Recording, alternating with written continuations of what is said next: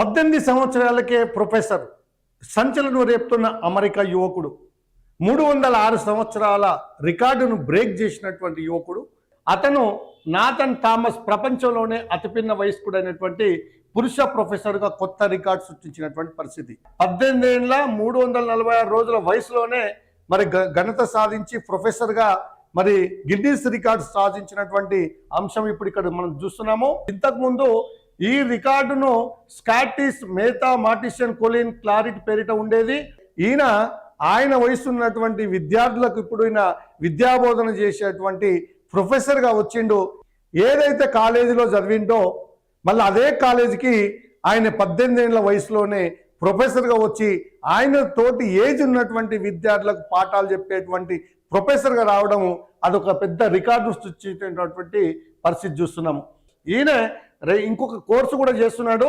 దీంట్లో జ్యూరిస్ డాక్టర్ అనేటువంటి ఒక చదువు చదువుతున్నాడు. ఇది 2028లో కంప్లీట్ అవుతుంది.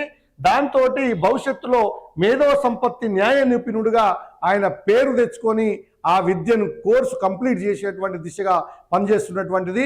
మరి ప్రపంచంలోనే ఇప్పటికి 18 సంవత్సరాల వయసులో 306 సంవత్సరాల రికార్డు బ్రేక్ చేసినటువంటి అమెరికా యువకునికి సంబంధించినటువంటి సంచలనమైనటువంటి ఇదొక వార్త.